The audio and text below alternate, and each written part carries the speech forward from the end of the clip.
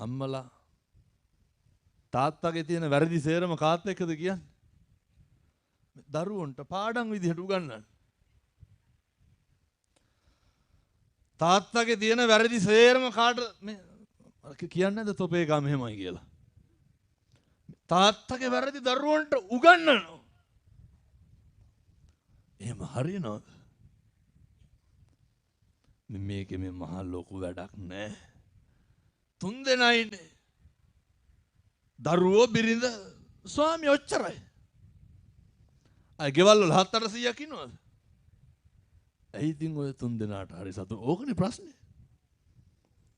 මේ තුන් දෙනා අතර ගනුදෙනුව කරගන්න බැරි එක නෙමෙයි තියෙන්නේ. වෙන මොකද්ද තියෙන්නේ? මේ පැත්තේ වල අර දේවාල ගායේ තියෙනවද නැහැ? නෑ අර පොඩ්ඩ බැරි වෙච්චාම බැරි වෙලාවත් ගෙදර සේරටම එකපාර උණ හැදුනොත් මොකද කියන්නේ? අර හුණියන් කරලා අල්ලපු ගෙදරේ. බෙහෙත් ගත්තාම හුණියම අඩු වෙනවා. මේ එව්වට වෙනම බෙහෙත් ගන්න දොස්තරලා හම්බෙලා. මානසික ලෙඩ.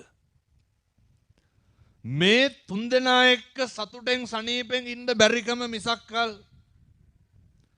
හේතුව මොකද්ද තුන් දෙනා එක්ක සතුටෙන් සනීපෙන් ඉන්න බැරි?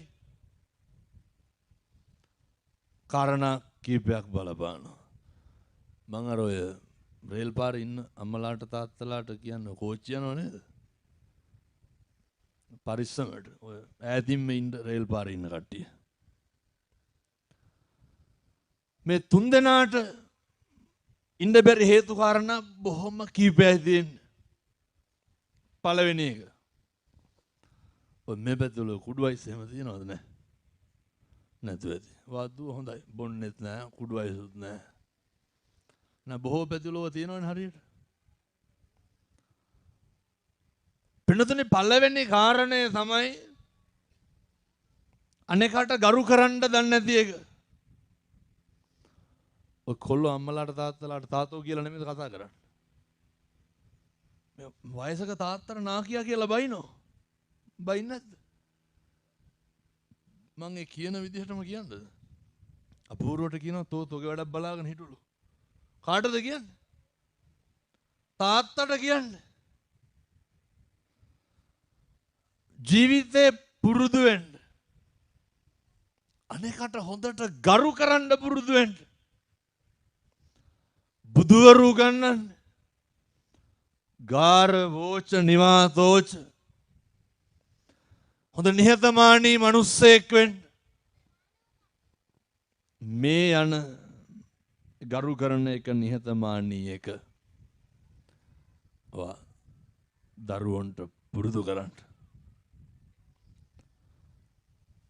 දරුවා බඩේ ඉන්න දායි දැන් සමහර විට අහලා දෙන්න කුණුහරුප. ඔය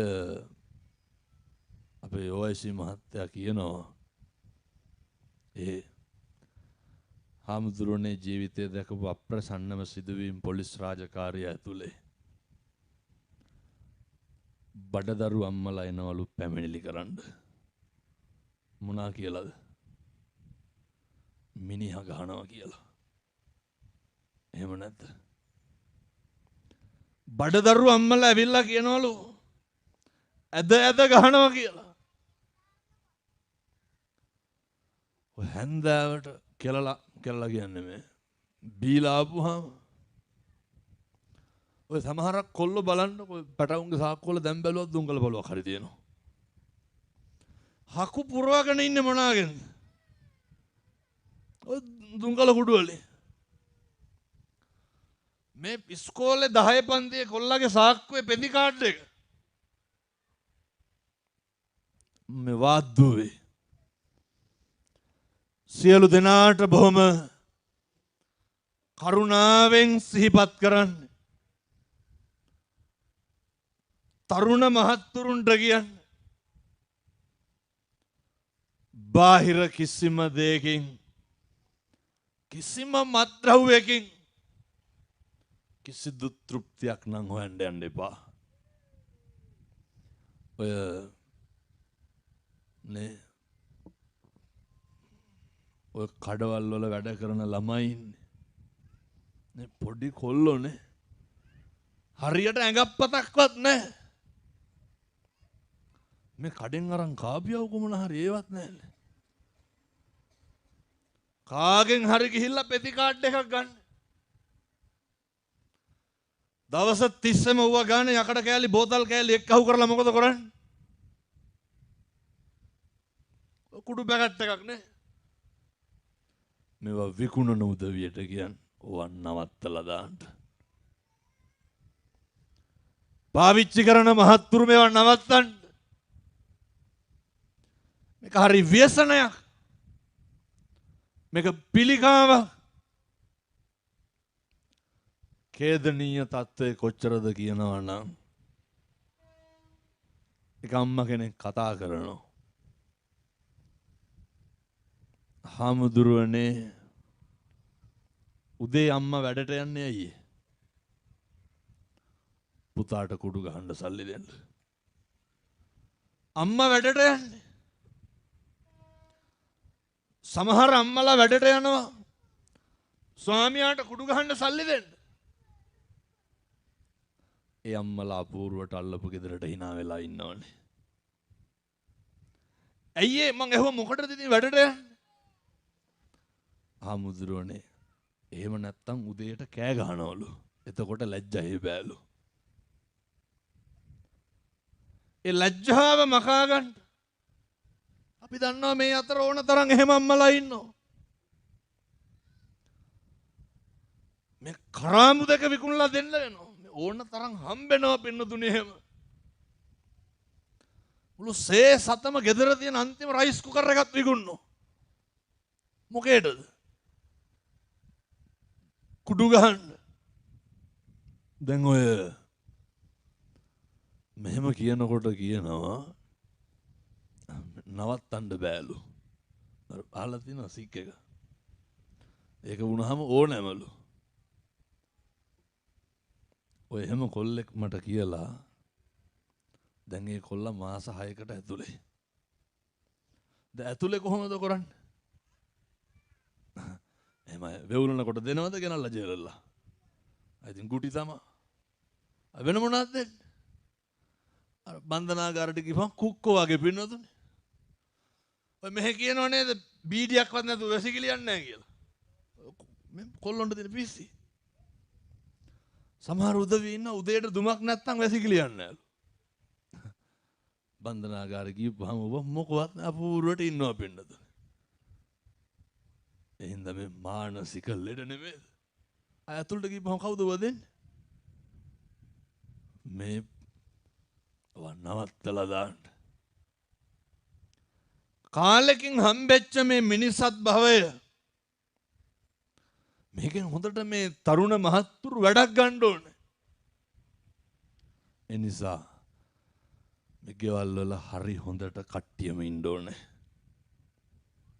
කොහොමද ඉන්නේ?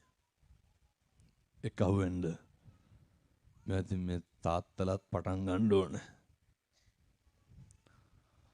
අම්මා තාත්තා පටන් ගන්න. එකටම හොඳට අනේකට කතා කරන්න පුරුදු වෙන්න. කිසිම දරුවෙක් පිට යන්න දෙන්න එපා අපේ ආචාර ධර්ම භූමිකාවෙන් පිට. ඔය සමහර දෙමව්පියෝ දරුවන්ට කතා කරන්නේ තාතෝ කියලා නෙමෙයිද?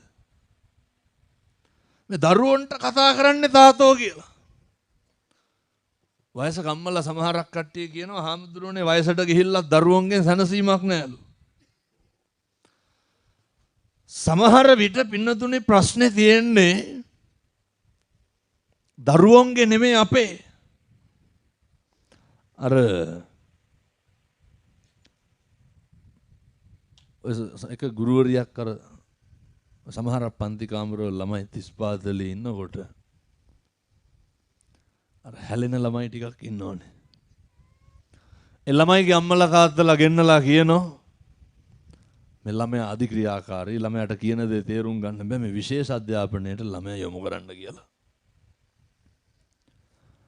පස්සේ අර අම්මා පුතාට කිව්වා යම් පුතේ බෙහෙත් ගන්න. කොල්ලා ගත් කටම කිව්වා මට එහෙම මානසික ලෙඩක් නැහැ. ඊට පස්සේ ටීචර්ගේ තියෙන කරුණාවන්තකම් බලන්නකො. ටීචර්ගේ නාම කොල්ලට බෙහෙත්. ගෙනල්ලා කට්ටියට පෙනේ කියලා ගුරු කාමරේ බෑග් එකේ බෙහෙත් එක දාලා කොල්ලට කිව්වා පුතේ ගිහින් පෙත්තක් බීලා වරෙන් හැමදාම බෑග් එකේ තියෙනවා. එන ගමන් තේ බෝතලේ තියෙනවා තේ බෝතලෙන් තේ දාගෙන එන්න. පිටුතුනි කොල්ලට හරි ගියා. පස්සේ ටීචර් අම්මා ගෙන්නලා කියනවා ඕම් මම බෙහෙත් දුන්න හොරෙන්ම දැන් අඩුයි. අම්මා කොල්ලෙන් අහනවා පුතේ ඇත්තටම තිබෙව්වද? ටීචර් බෙහෙත් ගෙනාව බෑග් එකේ තිබ්බ මට බීලා එන්න කිව්වා එන ගමන් තේ එකක් ගේන්න කිව්වා බෝතලෙන්. මං හැමදාම බෙහෙත් පෙත්ත ටීචර්ගේ තේ එකට දැම්මා. හරි ගියේ නැද්ද? කාටද ලෙඩේ තිබිලා තියෙන්නේ? ලෙඩේ තිබිලා තියෙන ටීචර්ට. අඩු වුණා බෙන්නදුනේ. ප්‍රශ්නේ තියෙන්නේ අපි ගාව. ඇඟිල්ල දික් කරන්නේ කාටද? ඔය අපි අපේ තියෙන ගැටලුව විසඳගෙන ඉන්න ඕනේ. මිනිස්සු දකින්නෙම අපි කරන වැරදිද අනුන් කරන වැරදිද? කියන්න බලන්න ගත්තන්ට කවද්ද අන්තිමට කේන්ති ගිය අපි කරපු වැරද්දකට කේන්ති ගිය දවසක් තියෙනවද? මම කියන්නේ අපි කරන වැරද්දට අපිට කේන්ති යනවද? අපිට කේන්ති යන්නේ අනුන් කරන වැරදි වලට. ඒ මොකක්ද ඒ ගතිය? තියෙන කැතකම වෙන මොකද්ද? ජීවිතේ වැඩිපුරම පුරුදු වෙලා ඉන්නේ මොකේද? අනුන් ගැන හොයන්න නෙමෙයිද? දැන් ඔය කාගේ හරි ෆෝන් එකකට සද්දෙට කෝල් එකක් එන්න ඕන. බලන්නේ නැද්ද මේ පැත්ත චච්චොක් ගාලා? මොකද බලන්න? කාගේවත් ෆෝන් එකකට කෝල් එකක් එන්නේ. කුලප් වෙන්නේ කවුද? මොකටද අනුන්ගේ දේවල් හොයන්නේ? ඔය බුදියාගෙන ඉන්න පොඩි එකෙක් බෙරිහන් දෙන්න ඕන නැගිටලා දැන්. කේන්ති යන්නේ කාටද? අර අම්මා දිහා උස්සගෙන යනකම් කණ්ඩ වගේ බලනවනේ. මොකටද අනුන්ගේ දේවල් හොයන්නේ? එහෙම නෙමෙයිද? ඔක නවත්තන්න. මිනිස්සු වෛර කරන්නේ කාටද? අපිටද අනුන්ටද? අපි අපිට වෛර කරනවද? වෙනතුනේ බණ කියන්න වෙලාවක් නැහැ. විනාඩි 40ක් ඉවර වෙලා තියෙනවා. මිනිස්සු වැඩිපුරම ඊර්ෂ්‍යා කරන්නේ කාටද? මෙවුවා ඉතින් හෙට ඉඳන් නවත්තන්න ඕන හොඳේ. ඔයත් කවද්ද අන්තිමේට ඔයත්න්ට ඊර්ෂ්‍යා කරේ? කියන්න බලන්න. කාටද ඊර්ෂ්‍යා කරන්නේ? මේ පැත්තේ ඉන්නවද ගතු කියන පද හදන ඊර්ෂ්‍යා කරන මිනිස්සු නැහැ. මෙහෙ නැතුව තියෙනවා. වාදුව හොඳයි. අරක්කු නැහැ, කුඩු ගංජා නැහැ, කේලම් කියන්නේ ගතු කියන්නේ නැහැ. ඔය මතක් නැති අපේ ගමේ අහවලා වායි කියලා. සමහරු ඉන්නවා රැකියාවක් විදිහට පද හදනවා. ඔය මොකක් හරි දැක්කොත් එහෙම ඉවරනේ. ඔය අනුන්ගේ දේවල් වලට ඊර්ෂ්‍යා කරන එක නවත්තන්න. ඔයත් දන්නේ නැත්නම් ඊර්ෂ්‍යාව කියන්නේ මොකද්ද කියලා මම කියන්නම්. අපිට නැති දෙයක් අනුන් ළඟ තියෙනකොට උහුලන්න බැරිකම එනව නේද? ඔය මිනිස්සේ ඔය වීරෙන් දියුණු වෙනකොට වීරෙන් උත්සාහයෙන් වාහනයක් ගන්නකොට ගෙවල් දොරවල් හදනකොට පෙස්සන් ගහන්නේ නැද්ද කුඩු විකුණනවා කියලා? අපූර්වට පෙස්සන් ගන්නවා. ඔය ඇත්තු ගැන කවර කතාවද? මටත් කියන්නේ මං කුඩු විකුණනවලු. ඔව් මං කුඩු විකුණනවලු. ඔය මන් දැක්ක කවුරු හරි ඔය වීඩියෝ කැල්ලක් දාලා තියෙනවා. මානසික ලෙඩේ. මං වෙන මද්‍රව්‍ය ජාවාරම්කාරයෙක්ලු. තව කියනවා පින්නොතනේ මට සල්ලි පොම්ප කරනවලු. ඔයත් උන්ට පොම්ප වුණාද අද බණ අහන්න එන්න කියලා. මේ මොනවාද මේ ක්‍රියාත්මක වෙන්නේ? තව කියනවා මං පාදිලියෙක්ලු මං එවලා තියෙන මං උපතින් කතෝලිකලු. මොනවාද මේ ක්‍රියාත්මක වෙන්නේ? තරුණයෝ පන්සලට එන්න ගත්තා. කවදාවත් බණ අහපු නැති මිනිස්සු බණ අහන්න ගත්තා. මිනිස්සු පන්සල් වල පිරෙන්න ගත්තා. මේ එකමුතුව දරා ගන්න බැරි පිරිසක් ඉන්නවා. මේ ඇති වෙන්නේ බෞද්ධ ප්‍රබෝධය. මේ පහළ වෙන හැම සුබ ලකුණක්ම සම්බුද්ධ ශාසනයේ චිරස්තතියේ සුබ පෙර නිමිති. මේක දරා ගන්න බෑ. එන සියලු දෙනා වළක්වන්න නොඑක් අවලාද නොඑක් චෝදනා. මට කියනවා නීතිච්ච මහත්තුරු පොඩි පැමිණිල්ලක් දාන්න ඉතුරු ටික කරන්න. ඔය මතක තියාගන්න. වෛරය නැති කරන්න තියෙන එකම ආත්මය මොකද්ද? ඔක නැති කරලා මැරෙන්න.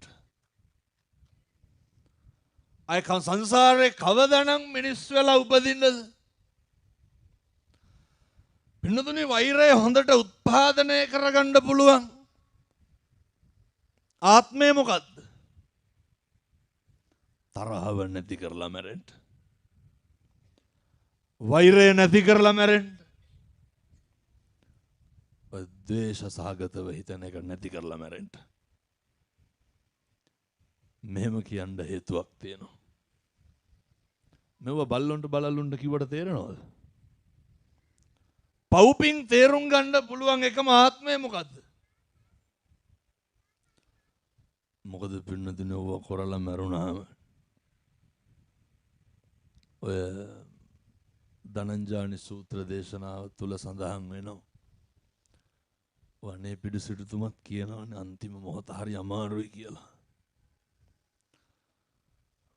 මරණේ පෙනි පෙනි ඉන්නකොට ධනංජානි කියනවා සරියුත් හාමුදුරුවන්ට කියන්නේ.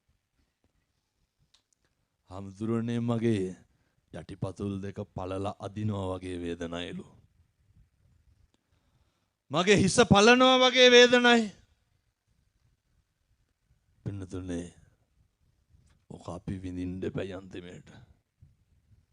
මේ නරකේ පේනවා. තරුණ මහත්තුරු දෙමව්පියෝ මතක තියාගන්න.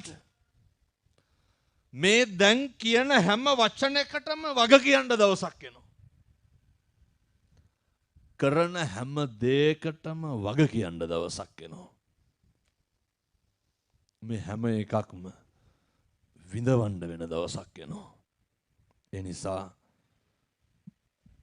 මේ ජීවිතේ පුළුවන් තරම් බලන්න එකදු අකුසලයක්වත් සිද්ධ කරගන්න නැතුව ඉන්න. මේක අපි තනියෙන්මයි භුක්ති විඳින්න වෙන්නේ. මේ වේදනාව මෙහෙම කිව්වට තේරෙන්නේ නැහැ. ඕක තේරෙන්නේ අවසානයේ මරණ මංචකේ ඔට්ටු වෙනකොට විතරයි. ඒකයි මං යෝජනා කරන්නේ හෙට ඉඳන් ගෙවල් වල කිසි කෙනෙකුට තෝ කියලාවත් කියන්න එපා. පැහැදිලිද මං කියන එක? හෙට ඉඳන් කිසි කෙනෙකුට කුණුහරුපෙන්වත් කතා කරන්න එපා. මොකද නැතත් ඔය දෙකවත් හදාගන්නකෝ. ඔය එතකොට අර වෛරය උත්පාදනය වෙන එක නවතිනවා. ඔය ජීවිතේ දැන් මම මේක කියනකොට හැම කෙනාම වෙන වෙනම පුද්ගලිකව හිතන්න ඕනේ. හිතේ හතුරෙක් නැද්ද? තරහකාරයෙක් නැද්ද? හැම කෙනෙකුටම හතුරෙක් ඉන්නවා. හැම ඒ හතුරාගේ ස්වභාවයත් මම කියන්නම්. අර එක සෙන් කතාවක කියනවනේ. බිරිඳ මරුණට පස්සේ එනවා පින්නතුනේ හාමුදුරු කෙනෙක් පිරිත් කියන්න. හාමුදුරුවෝ පිරිත් කියලා ඉවරලා සියලු දෙනාටම පින් දෙනවා. සියලු දෙනාටම පින් දීලා ඉවරනකොට මිනිස්සයා කියනවා හා සේරටම පින් දෙන්න බෑ බිරිඳට විතරයි පින් දෙන්න ඕනේ.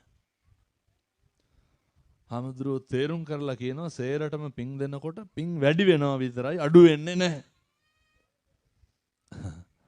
අන්තිමේට අර මිනිස්සයා කියනවා